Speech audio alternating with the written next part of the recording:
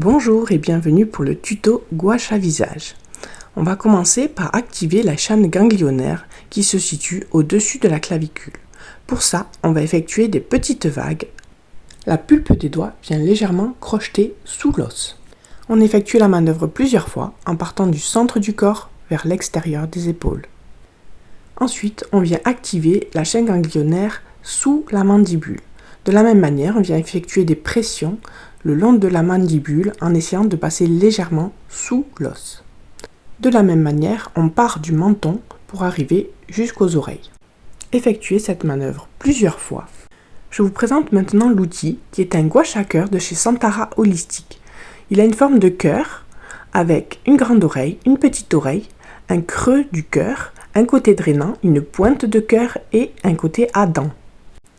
On va commencer par l'huilage en utilisant vraiment beaucoup d'huile. On va huiler un petit peu les joues, le bas du visage et surtout le cou, car on va commencer par cette zone. Il faut utiliser beaucoup de matière, beaucoup d'huile, afin que le gua sha n'accroche pas à la peau. Il doit glisser. Il faut huiler la zone de la trachée jusqu'à la nuque, car on peut venir également travailler les trapèzes avec ce genre de gua sha. Il est possible également de travailler la zone du buste en emmenant du centre du corps vers les épaules. On prendra alors soin d'activer les ganglions lymphatiques qui se trouvent sous la clavicule et de ramener la lymphe vers les épaules. On commence ici les manœuvres de drainage avec le côté plat du gua sha, le plus long, et on effectue des manœuvres douces mais appuyées le long de la mandibule jusqu'à la clavicule.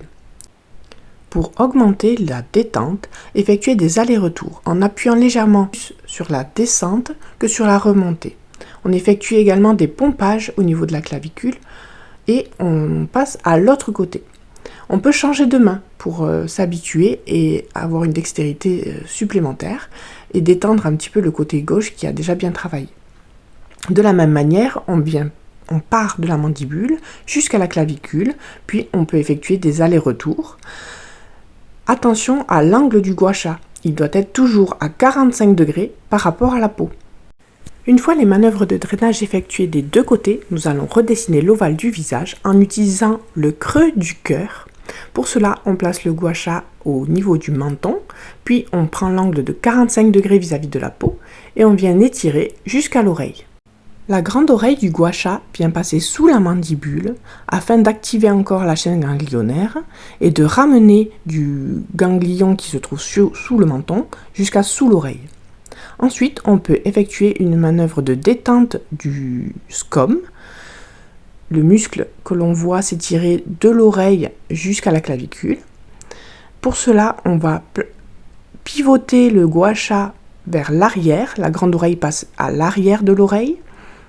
Et on encadre le scom pour venir jusqu'à la clavicule. De la même manière, on peut détendre le chef du trapèze supérieur.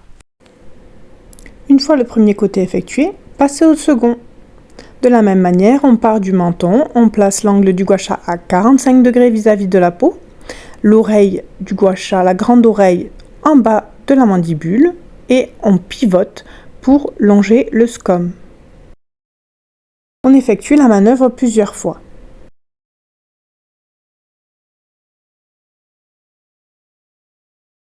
Maintenant, on va détendre le petit muscle qui s'accroche au coin de la bouche et qui fait descendre légèrement la bouche quand on n'est pas content. Ça fait le sourire de clown à l'envers. Pour ce faire, on va utiliser le côté drainant avec la grande oreille qu'on va placer parallèlement à la mandibule et on va effectuer des demi-cercles en emportant ce petit muscle, cette petite bavette qui se forme souvent au coin de la bouche. On effectue le même geste de l'autre côté. On part parallèle à la mandibule et on fait une demi-lune, un demi-cercle vers l'arrière. Maintenant, nous allons drainer le bas du visage. Pour ce faire, on place la pointe du gua sha cœur au coin du nez, vraiment dans le coin du nez. Avec la main opposée, on va stabiliser la bouche pour maintenir la peau. Et on passe la pointe du gua sha sous l'os de la pommette afin de drainer. Et on remonte en arc de cercle jusqu'à l'oreille. Devant l'oreille, on peut effectuer des petites pressions pour drainer les ganglions lymphatiques. On va effectuer la même manœuvre de l'autre côté en stabilisant avec la main opposée la peau de la bouche et avec la pointe du gua sha cœur, on va passer sous l'os de la pommette pour arriver jusqu'à l'oreille. À l'oreille, on peut effectuer des petites pressions pour activer la chaîne ganglionnaire.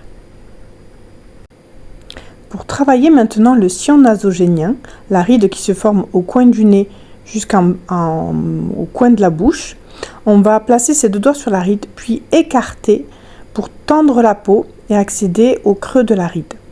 Avec le gua sha cœur à dents, j'utilise la partie dents pour frotter la ride perpendiculairement. On revoit la manœuvre là pour écarter la peau et bien la stabiliser.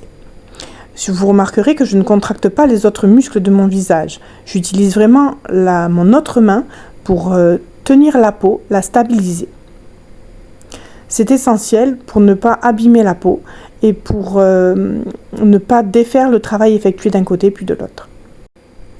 Si vous n'avez pas de dents sur votre gua sha, vous pouvez utiliser votre empreinte digitale de votre majeur pour venir frotter le creux de la ride énergétiquement comme une gomme. Le sillon nasogénien nécessite un travail un peu plus marqué. C'est souvent la première ride qui se forme. Ensuite, on va passer à la bordure des lèvres. Parfois, on a des rides qui se forment perpendiculairement à la bordure de la lèvre. Et donc, je viens frotter le long de la lèvre pour gommer cet aspect-là et venir vraiment travailler les micro-ridules qui se font en bordure de lèvres. Une fois le travail contour de bouche effectué, on a bien stimulé la lymphe et la circulation sanguine. On va refaire des manœuvres de drainage en plaçant la pointe du gua sha cœur au coin du nez et en revenant drainer sur la demi-joue, la joue basse, sous la pommette jusqu'à l'oreille, des deux côtés.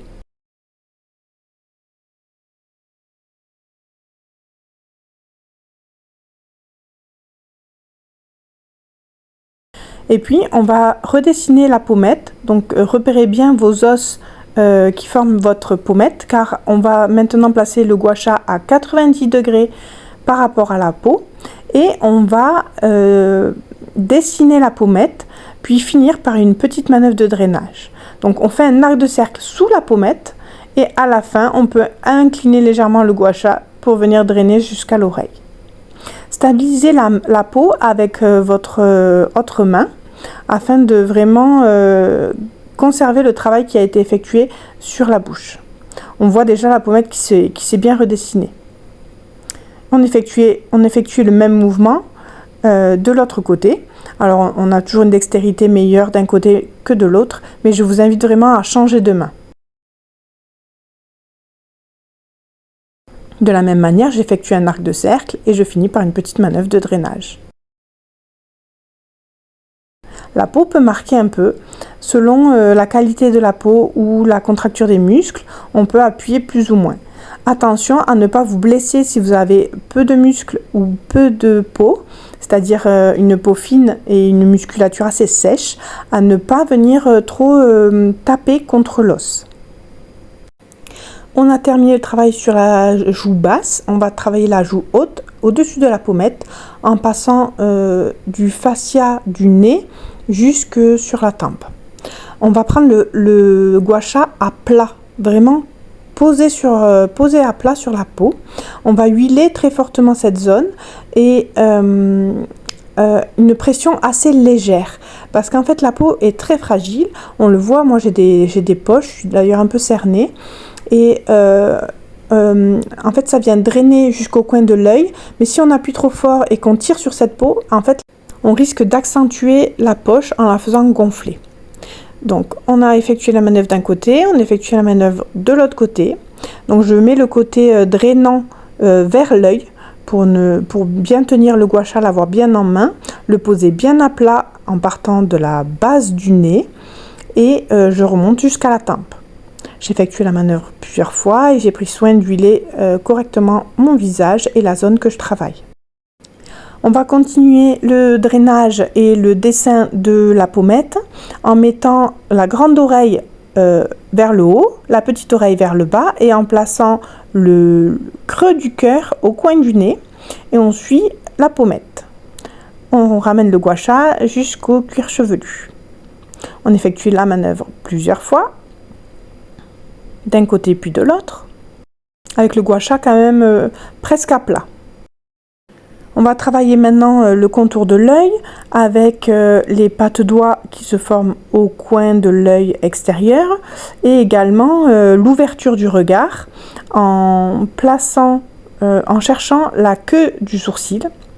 Donc la queue du sourcil, on place son doigt devant sa paupière en regardant droit devant et ce qui dépasse sur l'extérieur, c'est la queue du sourcil.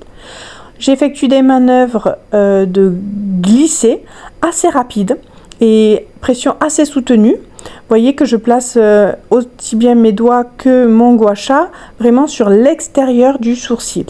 Voilà, là on le voit bien. Hop, je prends un petit peu dessous le sourcil et je remonte jusqu'aux cheveux.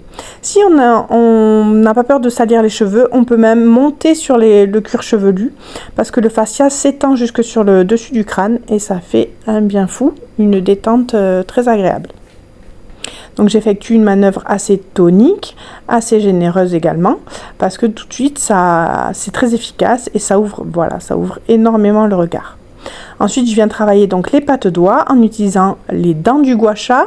Avec deux doigts je forme un C pour tendre la peau, pour stabiliser la peau et accéder au creux des rides. D'un côté puis de l'autre. Et ainsi, je viens stimuler la circulation sanguine au plus profond de la peau. Le travail contour de l'œil est maintenant terminé. Je viens faire des petites caresses sur le contour de l'œil jusque sur les tempes. Et je vais remettre de l'huile sur ma paupière supérieure afin d'effectuer un drainage de la paupière. Moi j'ai souvent les yeux gonflés, donc du coup j'utilise de même que ce qu'on a fait un petit peu sous la paupière, sur la paupière inférieure, je fais pareil sur la paupière supérieure, mais en continuant le mouvement du coin de l'œil jusqu'à la racine des cheveux. Donc une manœuvre avec le gua sha à plat, avec la grande oreille, sur la paupière mobile et je remonte au cuir chevelu. Je vais effectuer la même chose sur l'autre œil. Je prends souvent soin de changer de main, déjà pour voir ce que je fais, et puis pour avoir une meilleure accessibilité à la zone. On va venir travailler la zone entre les sourcils, au-dessus du nez. Moi j'ai une ride qui se forme horizontalement, et parfois on peut avoir la ride du lion, donc quand on fronce les sourcils. Moi je l'ai un peu moins marquée celle-ci, mais on va travailler les deux. Donc on sélectionne la zone à travailler, on place ses doigts pour tendre la peau et on vient frotter. Voilà, j'écarte bien la ride et je viens frotter avec les dents du gua sha sur la ride le plus perpendiculairement possible à la ride. Là j'ai le nez dessous, donc forcément je vais pas me cogner le nez, hein. Donc je le mets légèrement en biais pour aller vraiment frotter. Et là j'essaie de frotter également perpendiculairement, mais avec le gua sha horizontal. Mais les mouvements sont quand même perpendiculaires. Gardez ça en tête, que le mouvement doit être perpendiculaire à la ride. Donc là, de la même manière, je place mes doigts sur les têtes des sourcils pour écarter la peau et je viens frotter les rides du lion.